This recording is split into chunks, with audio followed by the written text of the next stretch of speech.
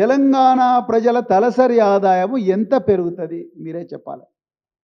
1,50,000 కోట్లు అన్నాడు ఫస్ట్, తర్వాత 1,00,000 కోట్లు అన్నారు, తర్వాత 1,50,000 కోట్లు అన్నారు.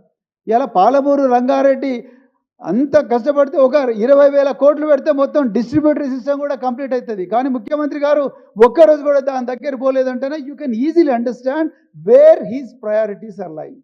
He's priorities are lying in Hyderabad. His priorities are lying on the right bank and left bank of the Musi River, which is totally occupied by so many people, so many land sharks.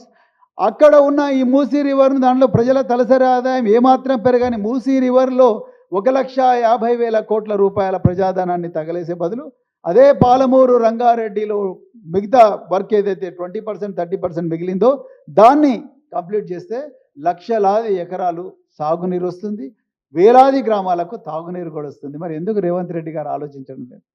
నిజానికి 8 నెలల పాలనలో irrigation మీద కాంగ్రెస్ ప్రభుత్వం తీసుకున్న నిర్ణయాలేమో చూడండి మీరు. శ్వేతపత్రం అన్నారు. ఏం సాధించిందండి వీళ్ళు శ్వేతపత్రం? Every country including America is taking loans for the development. America has trillions of dollars of public debt. So every country is taking loans, every state is taking loans. Then in what way Telangana is an exception? And Telangana loans are taken to improve the infrastructure, proper harvesting of the water from 2 rivers. Revanth Reddy గారికి తెలంగాణ నైసర్గిక స్వరూపం మీద, భౌగోళిక స్వరూపం మీద ఏ మాత్రం కూడా అవగాహన లేదని చాలా క్లియర్గా అర్థమవుతున్నది. అందుకొరకే ఆయన మూసీ రివర్ చుట్టే తిరుగుతూ ఉన్నారు. ఆనాడు శాతవాహనుల పాలన మీద ఇవాళ వీళ్ళు శ్వేతపత్రాలని విపరీతంగా చెప్పుకుంటున్నారు. ఆనాడు శాతవాహనుల పాలన మీద చాళుక్యులు, తూర్పు చాళుక్యులు ఎప్పుడన్నా శ్వేతపత్రాలు రిలీజ్ చేసిండ్రా? తూర్పు చాళుక్యుల పాలన మీద కాకతీయులు ఎప్పుడన్నా శ్వేతపత్రాలు రిలీజ్ చేసిండ్రా? కాకతీయుల పాలన మీద విజయనగర సామ్రాజ్యం ఎప్పుడన్నా శ్వేతపత్రాలు రిలీజ్ చేసిండ్రా? విజయనగర సామ్రాజ్యం పాలన మీద బహుమని సుల్తాన్లు ఎప్పుడన్నా చేసిండ్రా? బహుమని సుల్తాన్ల పాలన మీద ఆసఫ్ జాహీలు ఎప్పుడన్నా చేసిండ్రా? ఎందుకు టైం వెయిట్ చేస్తున్నారు రేవంత్ రెడ్డి గారు? మీరు నాకు అర్థం కావడం లేదు. 44,000 కోట్ల బడ్జెట్ నుంచి 22,000 కోట్ల బడ్జెట్ తీసుకొచ్చిండ్రు.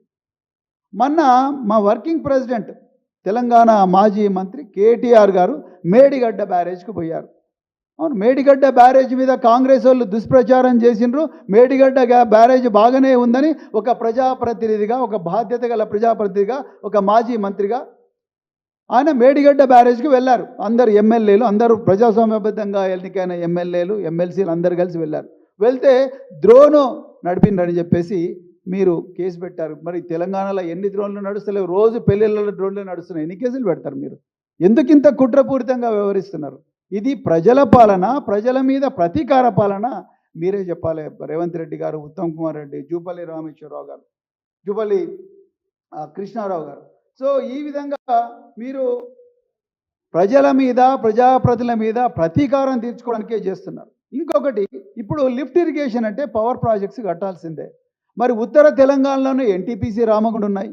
అదేవిధంగా ఉత్తర తెలంగాణలోనే పాల్వంచలో కేటీపీఎస్ ఉన్నది, మనుగురులో ఇంకొక పవర్ ప్రాజెక్ట్ ఉన్నది. దక్షిణ తెలంగాణకు పవర్ ప్రాజెక్ట్స్ లేవు. ఈ లిఫ్ట్ ఇరిగేషన్ స్కీమ్స్కు పవర్ కావాల్సి ఉంటుందని చెప్పేసి తెలంగాణలో మరి ముఖ్యమంత్రి కేసీఆర్ గారు, ఆనాటి ముఖ్యమంత్రి కేసీఆర్ గారు ఎంతో దార్శనికతతోని 4,000 మెగావాట్ల డెఫిసిట్ ఉంటే దాన్ని 20,000 మెగావాట్స్ సర్ప్లస్, అదనపు విద్యుత్ శక్తి వచ్చే విధంగా దక్షిణ తెలంగాణకు యాదాద్రి పవర్ స్టేషన్ పెడితే దాని మీద కుళ్ళుతోని జస్టిస్ నరసింహారెడ్డి గారిని తీసుకొచ్చి ఆయన మీద కమిషన్ పెడతారు. అంటే మీరు ఏం ప్రూవ్ చేయాలనుకుంటున్నారు? అంటే ఎందుకు ఇంత కోపం మీకు? ఎందుకు తెలంగాణ ప్రజలంటే కోపం, తెలంగాణ రైతాంగం అంటే కోపం, తెలంగాణ విద్యార్థులంటే కోపం, తెలంగాణ అంటేనే కోపం? అంతా కూడా పక్కన ఆంధ్ర ఎట్లా చెప్తే అట్లా చేస్తున్నట్టుగా మరి తెలంగాణ ప్రజలకు మరి అనుమానం వస్తున్నది.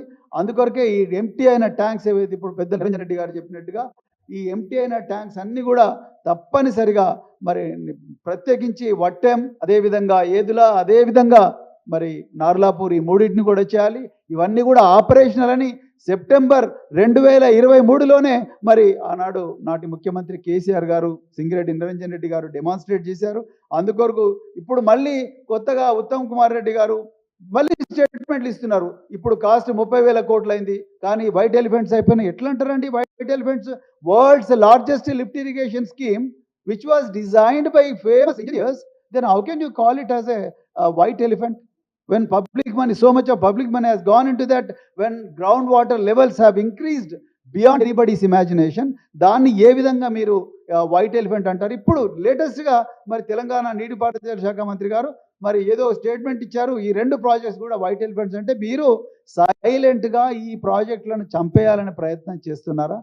ఆ కుట్ర చేసి మాత్రం తెలంగాణ ప్రజలు ఊరుకోరు. తెలంగాణ రైతాంగం మీకు కర్రు కాల్చి వాత పెడతారని కూడా ఈ సందర్భంగా హెచ్చరిస్తూ మరి మరొక్కసారి తెలంగాణ రైతులకు నిజాలు చెప్పే ప్రయత్నం చేసిన మరి సింగిరెడ్డి నిరంజన్ రెడ్డి గారికి మరొకసారి ధన్యవాదాలు చెప్తూ ముగిస్తున్నాను. Thank you very much. జై తెలంగాణ.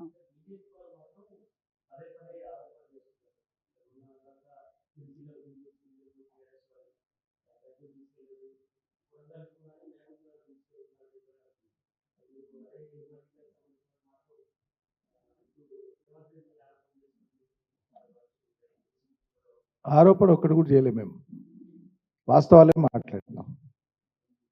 మేము చేసిన ఆరోపణ లేదు. నిధులు తీసుకుపోయిన దాన్ని మేము ఎక్కడ తప్పట్లే.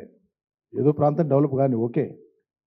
మేము చెప్పింది ఏంటంటే పాలమూరు రంగారెడ్డిలో అంతర్భాగం కొడంగల్ కూడా, నారాయణపేట కానీ కొడంగల్ కానీ పాలమూరు రంగారెడ్డి రాడార్లోనే వస్తాయి. ఈ పనులు పూర్తి చేస్తే నీళ్ళు వస్తాయి. మీరు ప్రత్యేకంగా కూడా చేసిన అన్నాం. సరే, మీరు వేగంగా చేసుకుంటాం, తొందరగా చేస్తాం, తక్కువ ఖర్చుతో చేస్తామంటే చేసి చూపియండి. కానీ మిగతా అన్ని ప్రాంతాలకు వచ్చేటువంటి ఈ నీళ్ళు సిస్టమ్ని ఎందుకు వాడతలేరు? అది మా బేసిక్ ప్రశ్న. 2 నియోజకవర్గాల కోసము మొత్తం ఆపరేషన్లు అయినటువంటి స్కీమ్ మొత్తాన్ని బంద్ పెడతారా అని అది నేను అడిగాను. అసలైన తొలి వెలుగు. ఫాలో వాట్సాప్ @తొలి వెలుగు అఫీషియల్.